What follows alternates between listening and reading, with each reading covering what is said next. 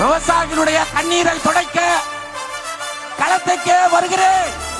களத்திற்கு வந்து விவசாயிகளின் கண்ணீரை துடைப்பேன் என்று உறுதியிட்டு எங்களுடைய களத்திற்கே வந்திருக்கிற 2026 ஆண்டினுடைய தமிழகத்தினுடைய முதலமைச்சர் அவர்களுக்கு இந்த ஏகனாபுரம் பகுதி 13 கிராம மக்களுடைய சார்பாக, விவசாயிகளின் சார்பாக பச்சை துண்டை அவருக்கு வெற்றி துண்டாக அறிவிக்கிறேன்.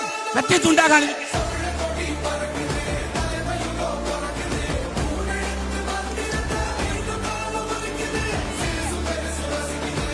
தங்க தமிழன் இளைய தளபதி